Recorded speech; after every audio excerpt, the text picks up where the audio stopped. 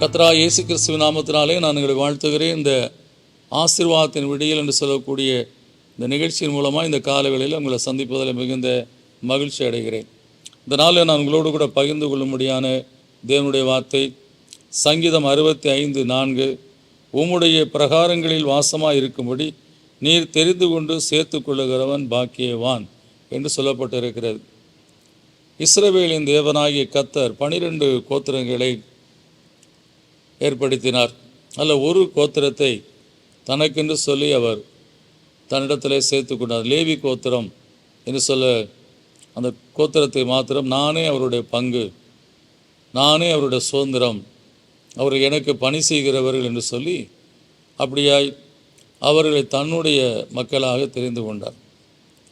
எனவே நம்முடைய வாழ்க்கையில் கூட அவருக்கென்று சொல்லி நாம் உலக பிரகாரமான வேலைகள் செய்து கொண்டு இருக்கலாம் ஆனாலும் ஆலய காரியங்களில் ஊழியங்களில் நீங்கள் பங்கு பெறக்கூடிய மக்களாய், ஊழியக்காரர்களுக்கு ஒத்தாசையாக இருக்கக்கூடிய மக்களாய், அவருடைய அந்த ஒவ்வொரு காரியத்திலும் உதவி செய்யக்கூடிய மக்களாக இருப்பீர்கள் சொன்னால் நிச்சயமாய் கர்த்தர் அதே கிருபையை உங்களுக்கும் கொடுக்க உண்மையுள்ளவராக இருக்கிறார்.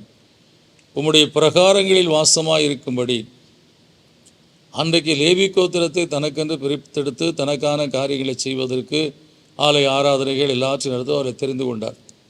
ஆனால் இன்றைக்கு இருக்கக்கூடிய சூழ்நிலைகளில் ஊழியக்காரர்கள் ஊழியம் செய்தாலும் அந்த ஊழியக்காரர்களுக்கு அநேக ஒத்தாசை தேவை. சபையை பராமரிக்கிற காரியங்கள், சபையில் இருக்கக்கூடிய பலவிதமான வேலைகள், ஒவ்வொரு காரியத்திலும் ஒத்தாசை தேவை. எல்லா சபை மக்களும் உதவி செய்கிறது கிடையாது.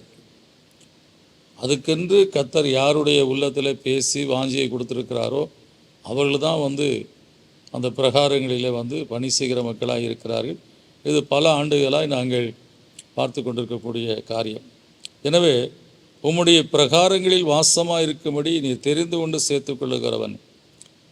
நீங்கள் அப்படியா இந்த ஊழியத்தின் காரியத்தில், சபை பராமரிப்பில், சபை ஆராதனையில் நீங்கள் செய்யக்கூடிய ஒத்தாசை நீங்களாக செய்யவில்லை. உங்களை கர்த்தர் அதற்காக தெரிந்து கொண்டிருக்கிறார். நீங்கள் அதில் உத்தமமாக இருப்பீர்கள், அந்த உதவியை உதாரத்துவமாய் செய்வீர்கள் என்று சொல்லக்கூடிய காரியத்தை கர்த்தர் அறிந்திருக்கிறதுனால உங்களை அந்த ஊழியக்காரர்கள் உதவிக்காரராய் தெரிந்து கொண்டிருக்கிறார். பரிசுத்த ஆவியினுடைய வரங்களில் ஒன்று உதவிக்காரர்கள். எனவே கர்த்தர் அப்படியாய் உதவிக்காரர்களாக இருக்கும்படியாக அந்த காரியத்தை நாம் செய்யணும்னா அதுக்கு நம்ம பரிசுத்த ஆவியினுடைய வரம் பெற்ற மக்கள் என்று சொல்லி வேதம் சொல்லுகிறது. எனவே நீங்கள் ஊழியத்தில், சபை ஊழியங்களில் நீங்கள் ஒத்தாசையாக இருக்கிறீர்கள் சொன்னால் நீங்கள் தேவனுடைய கிருபை பெற்ற மக்கள். தேவன் நிச்சயமாக உங்களுக்கு என்று சொல்லி ஒரு பிரத்யோகமான ஒரு காரியத்தை வைத்திருக்க, அதைத்தான் நீங்கள் சொல்லப்பட்டிருக்கிறது. அப்படி சேர்த்து கொள்ளுகிறவன் பாக்கியவான், ஆசீர்வதிக்கப்பட்டவன். எனவே இந்த கால வேளையில் ஒரு வேளை நீங்கள் ஒரு லோன்லினஸ் உங்கள் வாழ்க்கையில் உணரலாம். நான் எந்த விதமான ஒத்தாசை இல்லாது இருக்கிறேன்னு சொல்லி எண்ணலாம்.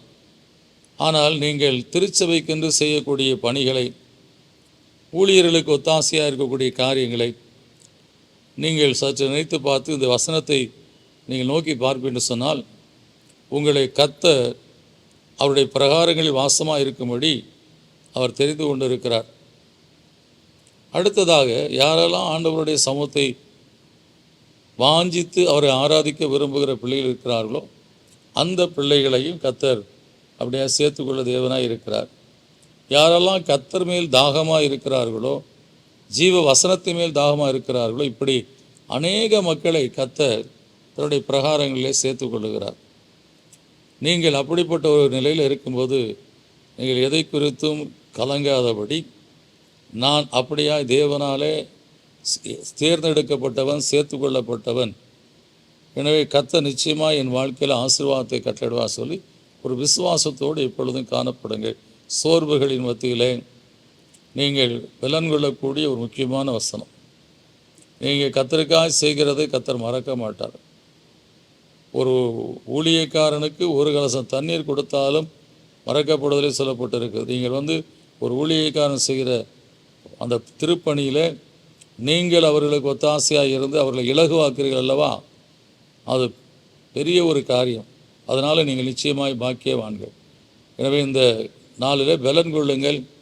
நான் கர்த்தருக்கென்று செய்த காரியத்தில் கர்த்தர் நிச்சயமாக நினைத்திருக்கிறார், என்னை ஆசீர்வதிப்பார்னு சொல்லி விசுவாசோடு கர்த்தரை ஸ்தோத்திரிங்கள். அந்த விசுவாசோடு ஜெயிப்போம். நல்ல பிதாவே, நன்றியோடு துதிக்கிறோம். ஒரு திருச்சபை ஊழியம் அல்லது சுவிசேஷ ஊழியம், எந்த ஊழியமாக இருந்தாலும் அந்த ஊழியக்காரனுக்கு உதவிக்காரர்கள் அநேகர் தேவையப்பா. ஒவ்வொரு காரியத்தை செய்வதற்கு அந்த ஊழியக்காரனுக்கு ஒத்தாசையாக இருக்கக்கூடிய, உதாரத்துவமாய் தன்னலம் கருதாதபடி கர்த்தருக்கென்று இதை செய்கிறேன் என்று சொல்லக்கூடிய நல்ல எத்தனையோ பிள்ளைகள் ஊழியத்திலே உதவி செய்யக்கூடிய பிள்ளைகள் இருக்கிறார்கள். எனவே அந்த பிள்ளைகள் வாழ்க்கையில் நான் இவ்வளவு உதவி செய்திருக்கிறேனே, என்னை கர்த்தர் நினைத்திருப்பாரா என்று சொல்லக்கூடிய அந்த கேள்விக்கு பதிலாகத்தான் இந்த வசனம் அமைந்திருக்கிறது. அது மாத்திரமல்ல, நீ செய்ததெல்லாம் நான் நினைத்து உன்னை ஆசீர்வதிப்பேன்னு சொல்லியும் நீங்கள் வாக்கு பண்ணியிருக்கிறீர்களப்பா. எனவே இந்த அருமையான பிள்ளைகள் சபை ஊழியங்களில் என்னென்ன காரியத்தை செய்கிறார்களோ, என்னென்ன ஊழியத்தில் உதவி செய்கிறார்களோ, அதை அவருடைய பிள்ளைகளுக்கும் அவர்களுக்கும் கொடுத்து அவருடைய குடும்பத்திலும் ஆசீர்வாதத்தை கட்டிட்டு பாக்கியவான்களாக இருக்க முடியாத ஆசீர்வாதத்திலும் அப்பா. இயேசுவின் நாமத்தில் கேட்க நல்ல பிதாவே, ஆமேன். எனக்கு அன்பானவர்களே, நீங்கள் கர்த்தருடைய ஆலயத்தில் ஒரு சிறு வேலையை நீங்கள் செய்தால் கூட, ஒரு வேளை நீங்கள் கேட்டில் உட்காந்து கேட்டில் யார் வரா போகிறா அப்படி சொல்லி நீங்கள் பார்த்துக்கொள்ளக்கூடிய வேலையை செய்தால் கூட அதுக்கு நிச்சயமாய் பலன் உண்டு. கர்த்தர் எல்லாவற்றிற்கும் பலன் கொடுக்கிற தேவன். அது மாத்திரமல்ல, நீங்கள் பாக்கியவான்களாக இருப்பீர்கள். எனவே தேவ பிரகாரங்களிலே நீங்கள் செய்கிற ஒவ்வொரு செயல்களுக்கும், ஊழியருக்கு செய்கிற ஒத்தாசைகளுக்கும், ஊழியத்துக்கு செய்கிற ஒத்தாசைக்கும் நிச்சயம் பலன் உண்டு. God bless you.